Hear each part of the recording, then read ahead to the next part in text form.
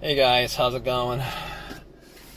I'm at Planet Fitness now and my car is dead.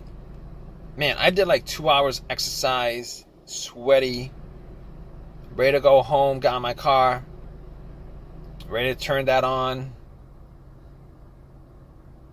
And guess what? I get nothing. My car's not cranking. Funny thing is, everything's working. The lights are working. Got my radio working. Got my fan and my radiator working. Like, all that stuff is working. But I can't seem to turn my car on. Now, I gotta say, I had some issues with starting problems for the last couple months. Like, I guess like once a month I'd be trying to turn my car on and I'd have to crank it a couple of times just to get my car to turn on. But, after like 3 or 4 different tries, it actually always did turn on and cranked over. I mean, I've noticed that, as more time passes, I've actually had to continue to just lately it's taking a lot more tries to get my car to turn on. Today, nothing. I changed the battery like recently, like within like the last month and a half, thinking that could be the cause of it. And apparently it's not the battery. So anyway, after that happened, I was like, okay, let me see if I left my lights on. I mean, I was only there for like 2 hours. Maybe if I left my lights on, maybe that could be the cause of it. So I went out, checked the lights, and the lights were bright. Normally what happens is if it's like a battery that's weak or whatever, you go out and the lights would be kind of weak or dim. The batteries are not weak or dim. I mean, I looked at it and it was very, very bright. So I was thinking maybe it's not the battery. Maybe it's not the battery. But I was like, I wasn't 100% sure on it. I really wasn't 100% sure on it. So I was like, let me try to get a jump. And luckily, I asked around a couple of people who were parking, and they were nice enough to help me out with a jump. So I put the cables onto the battery, and I tried it immediately. That didn't do anything, but I waited for like a couple minutes, hoping that it would charge up my battery to just crank it up, hoping that was the issue. It was a defective battery, but nothing happened after that. I tried turning it on and nothing happened. Just got the same thing, and got that click. Guys, that starter click. It just sounds like a click. Sound like a click. So I'm like, it sounded like a click. So I'm like, okay, definitely at that point, it's not a battery issue. My battery is fine, because working off somebody else's battery, my car should turn on if it's a battery issue. All right. So figure it wasn't the battery. Battery's fine. It's good. I've had it for like a month and a half. It's brand new. Sometimes they're defective or whatever, but that's not the case here. So I'm like, what else could it be? Let's go to what it could be, the next step, which is that maybe it's the alternator. So I'm like, it could be the alternator, but no, it couldn't be the alternator, because my car wasn't on. I didn't need my car on. My car wasn't on. My engine wasn't running. My So normally the alternator goes out while your engine is running because it's not charging up the battery, and since it's not charging the battery, your car's running on the battery until it just finally dies out. I mean, there's a rare occurrence where my car was running on a dead battery up until the point I parked it, and then turned off, and then it was very weak, and then I spent 2 hours in the gym, came back, tried to turn it on, and the battery's 100% dead. But that's not the case. That's not the case because if it was the alternator, once I put cables onto the battery from another car, the car should crank up. We crank or whatever, I would still hear a crank, and we should crank up. And then once you take the cables off, it would just die out because it's getting all the power from the battery from the other car. But that's not the case here because I put the cables on the battery and nothing happened. So I could rule out the alternator, rule out the battery, rule out the alternator. So what else could it be? Well, next thing up could be fuses, could be a relay. Well, let's do the relay. So I was thinking, well, it could be the relay. It could be the starter relay.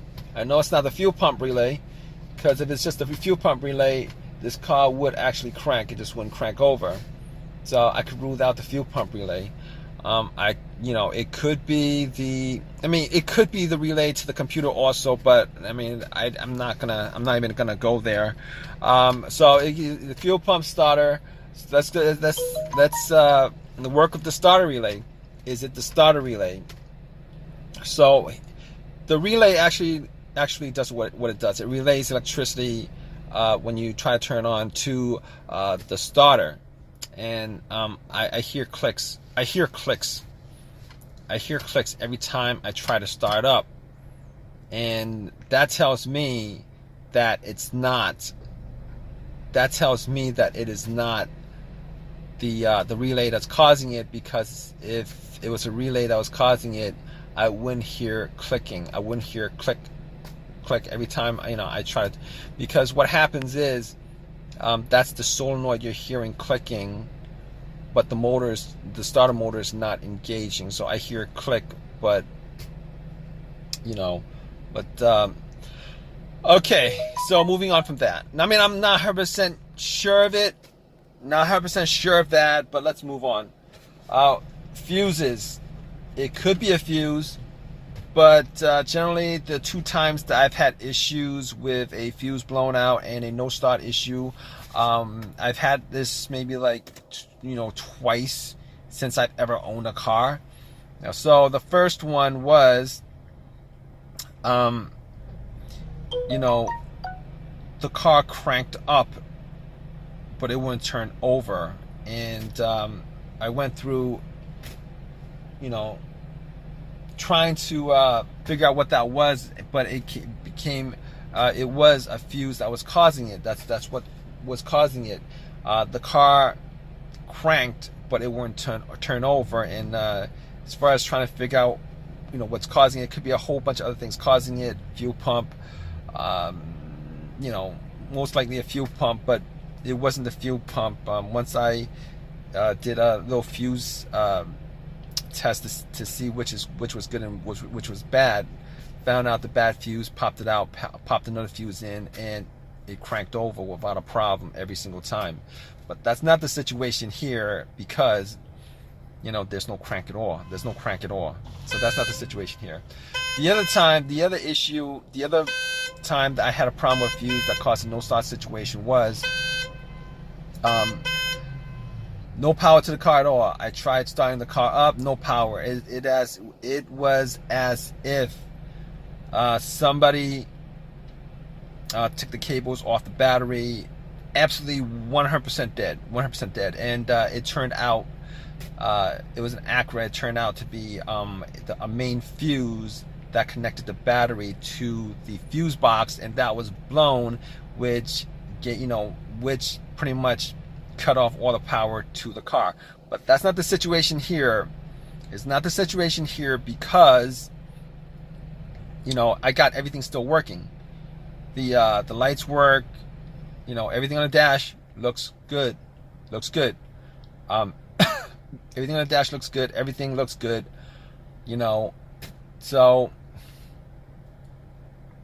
that's not the problem here. Okay, it's not the two cases of the fuses blowing that could have caused this.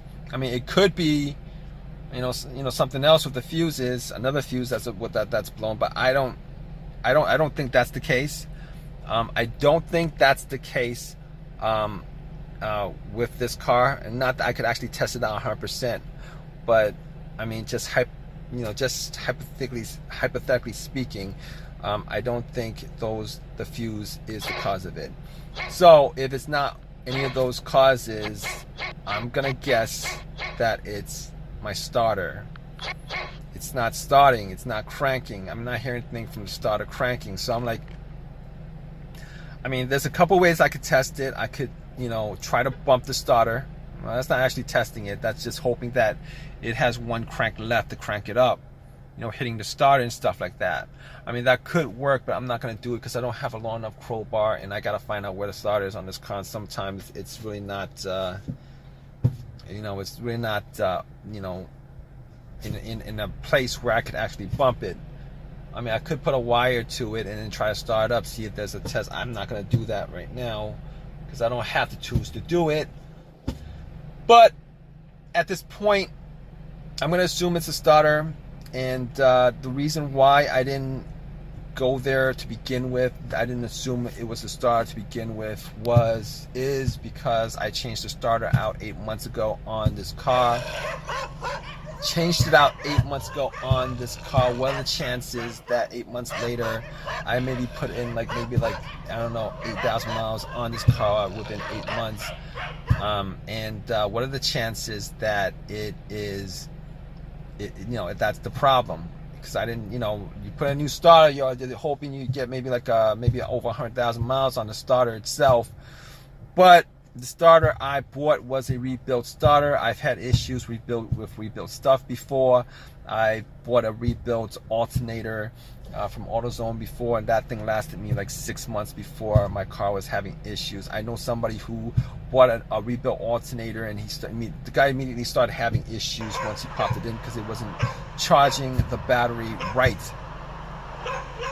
So at this point, I'm thinking it's the starter. I'm waiting for AAA to pick my car up, going through all those steps of trying to figure out what it is.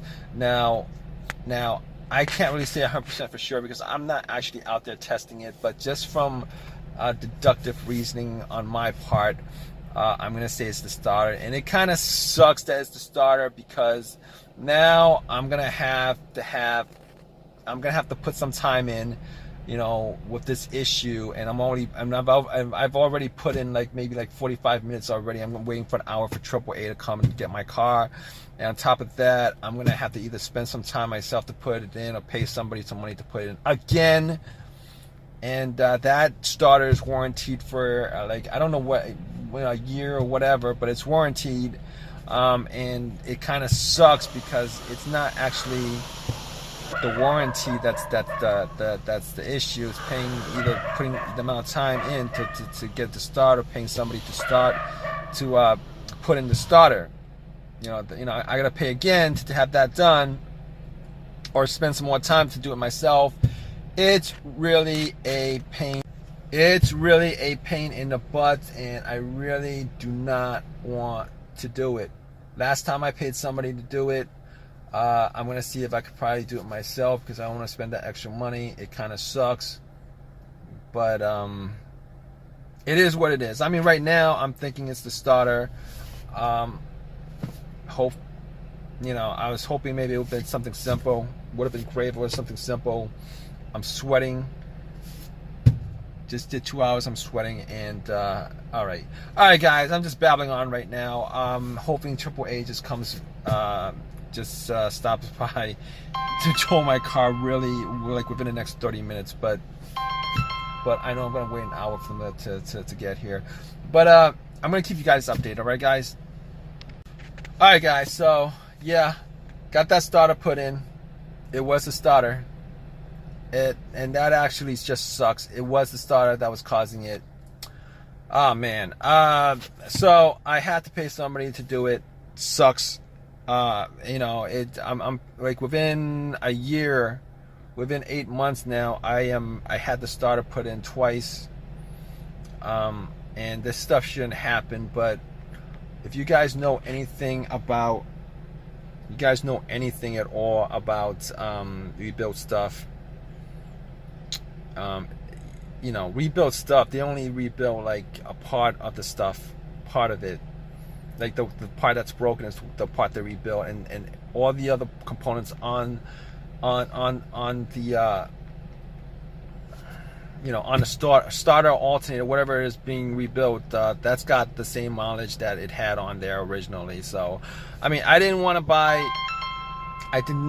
want to buy a brand new starter because, you know, they're like twice as much, like $300 versus $150.